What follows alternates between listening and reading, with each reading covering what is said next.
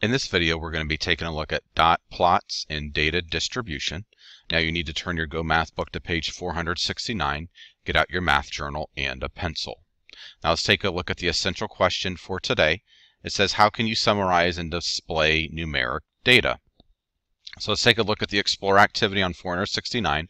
It says variable data and statistical questions. The question, how much does a typical cat weigh, is an example of a statistical question. A statistical question is a question that has many different or variable answers. So let's take a look at what I mean by this. Letter A, it says decide whether each of the situations below could yield variable data. So your sister wants to know the typical weight for an adult cat. Now, since it's a typical weight and we know that not all cats are the same, this would be considered variable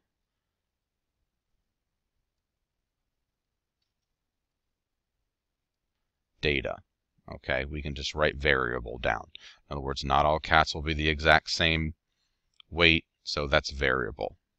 You want to know how tall your friend is, so you go and you measure your friend on a specific day.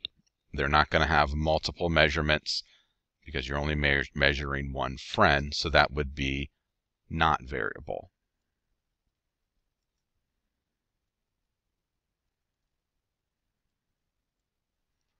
Why is it not variable? Because you'll get one measurement and that's it. They're not going to be all different. You want to know how far your house is from school. Now, your house is not moving. Your house is not different locations based upon different days. You're not asking what's the typical distance a student at your school's house is from the school or anything like that. You're just asking, you want to know how far your specific house is from the school. So since there's one measurement for this, this would be not variable, or one answer, I should say.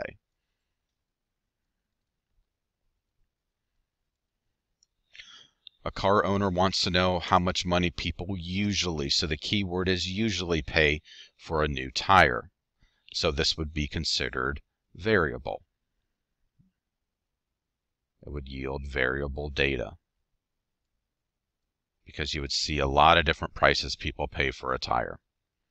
How many students were in line for lunch at the cafeteria today at 12:30?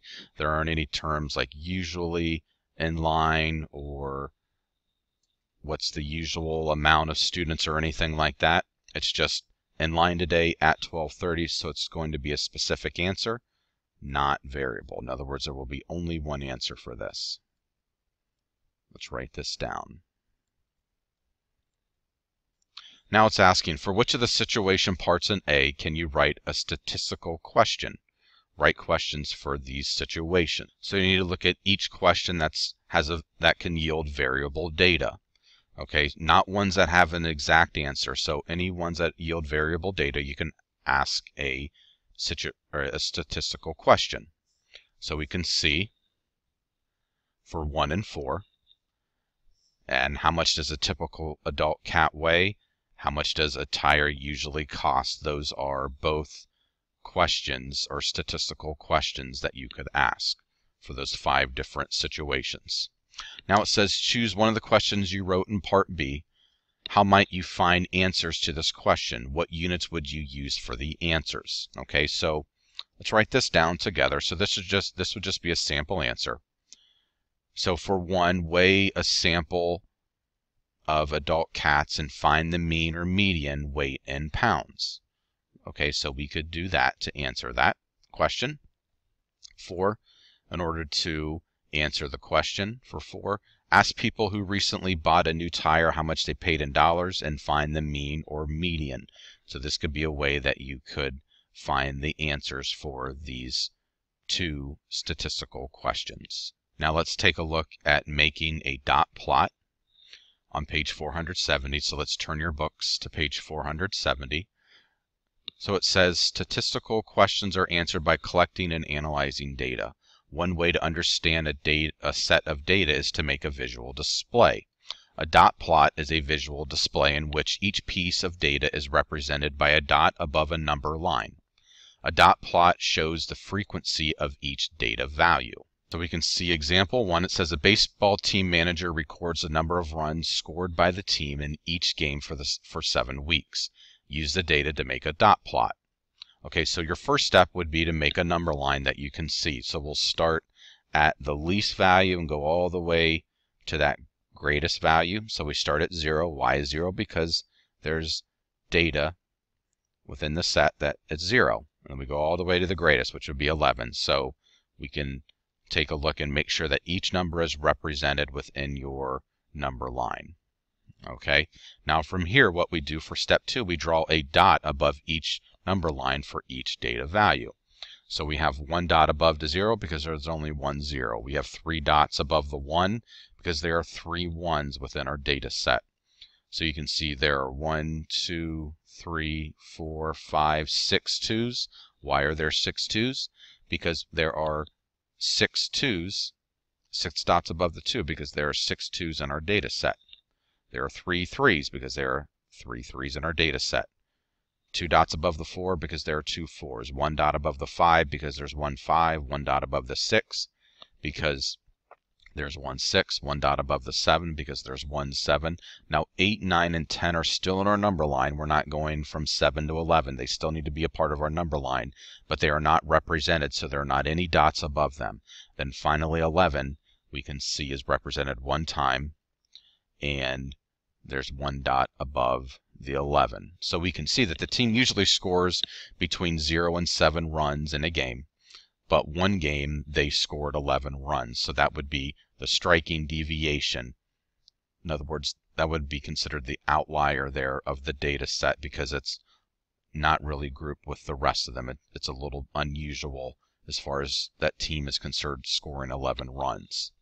Now for the reflect part of this, it says how many, say this, now that we have our data sorted, we can start answering some statistical questions. How many games did the team play during the season? How can you tell from looking at the dot plot? So what we can see, let's write this down for number 2. We can see that there are 19 games. Okay, and how can you tell that? There are 19 dots from our dot plot, each of which represents a game. Now, even though there's a dot above the 0, that still represents a game because they scored 0 runs during that game. At how many games did this team score 2 runs or fewer? And then how do you know? Okay, so what we can see is we can count all the dots for 2 runs or fewer. So that does include the 2 runs. So we can see that there are 10 games. Let's write this down, a total of 10 games. And how do we know? We counted the number of dots for the values less than or equal to 2. So we can see there are 10 total dots. So 6 and 2, 3 and 1, 1 and 0 equaling 10.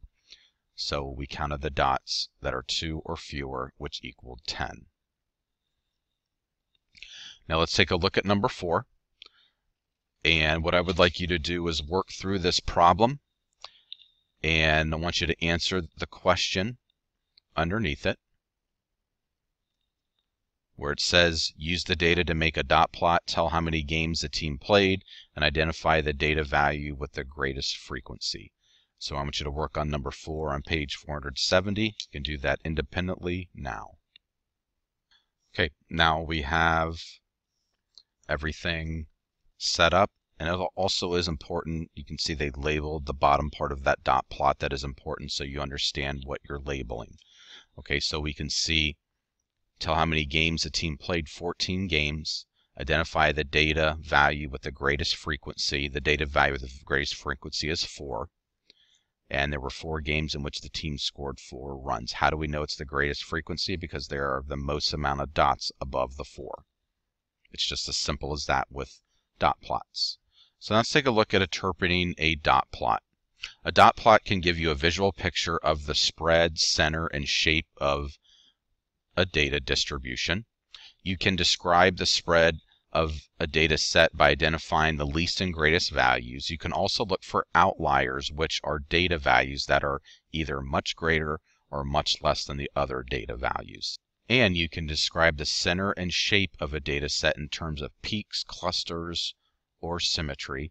A symmetric distribution has approximately the same number of data values on either side of the center. Now, for example 2, it says describe the spread, center, and shape of each data distribution. So the dot plot's already set up for us. It says the data values are spread out from 3 to 7 with no outliers. Okay, so in other words, we don't have a 0 or an 11, a data point that is just completely off from the rest. Okay, so we could see that the data has a cluster from 3 to 7. So from 3 to 7 is the range, so that's the data cluster, with one peak at 5. So what do we mean by the peak? So that's the highest data set that is represented.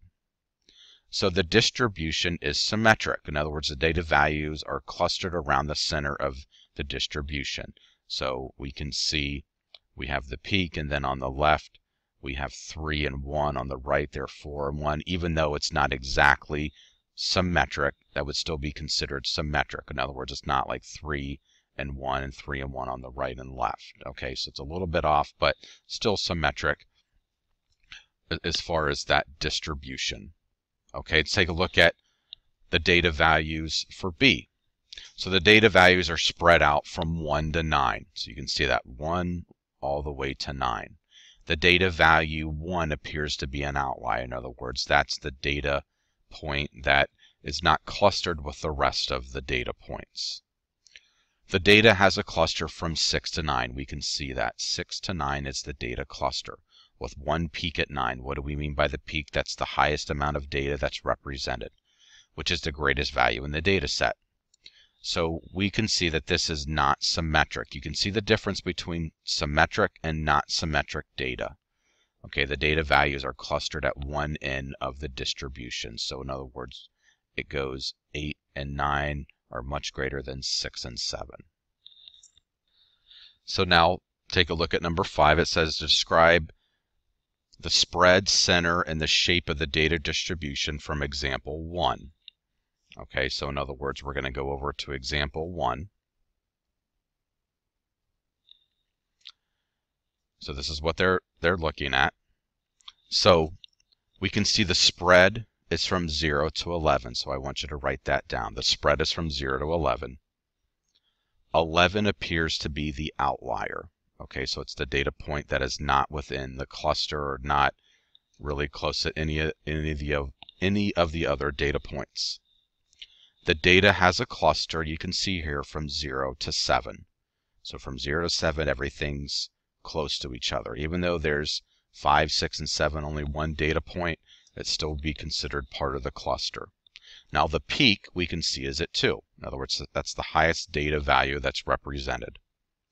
The distribution you can see is not symmetrical. In other words, we don't have a peak, and then the right and left side of that peak are pretty much equal. So it'd be not, I should say it's not symmetric because the data is not clustered around the center of the distribution. Okay, again, we can see this would be symmetric data, not symmetric, and in example 1, not symmetric. Okay, so I'm going to reveal this answer. You can just copy this down for number 5 on page 471. Now let's take a look at finding measures from a dot plot. It says you can also find and calculate measures of center and spread from a dot plot. So example number 3 says a dot plot shows the number of runs scored by a baseball team in each game for several weeks from example 1. So we need to find the mean, median, and range of the data. Okay, so to find the mean, you need to find the sum of the data values and divide by the number of data values. So we can see that 0 only has one data value.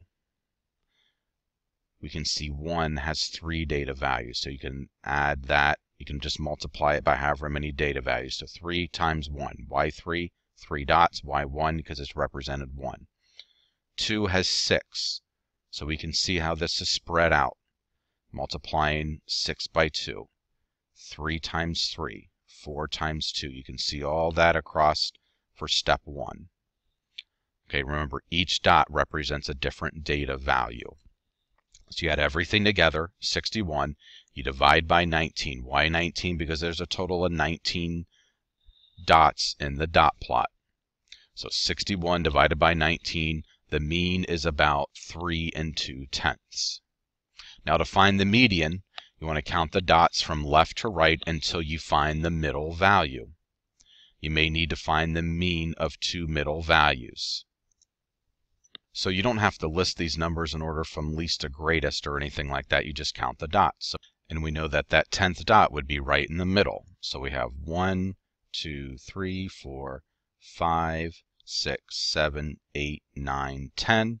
So we can see that the median is 2. Okay, so that would be the median, and then we can see that there would be 9 dots on the right, 9 dots on the left. Okay, now to find the range, we can read the least and greatest values from the dot plot. Okay, so we have 0 going all the way to 11. So 11 minus 0, the range is 11. So let's take a look at letter B. It says, how many runs does a team typically score in a game? And explain. So the mean number of runs is 3 2/10, because that's the average. The median number of runs is 2. Now the shape of the dot plot suggests that the outlier 11 may be affecting these measures of center. To see if that is the case, find the mean and the median without including the outlier. So that would be a way to interpret the data a little bit better, because the outlier kind of skews or messes up the mean or median possibly. Okay, so to find the mean without including the outlier, you just add everything together, not including the outlier, which is 50. We divide by 18 because remember we're not including the outlier. That's going to give us 2 8/10. Without the outlier, the mean is 2 8/10, which is less than the original mean of 3 2/10. Find the median without including the outlier. Counting from left to right, the median is still 2. Okay, so given that it is not affected by the outlier, the median may be more typical of the data. Okay, because the median would still remain the same. The team typically scores 2 runs per game, so that gives you a better representation of the data. The median will give you a better representation of the data than the mean actually does in this situation. Now what I would like you to do is number 6 on your own. So you want to take a look at the Your Turn question 4. What is the typical number of runs a team scores in a game? And then also justify your answer. And this question is on page 470. So I want you to work on this now.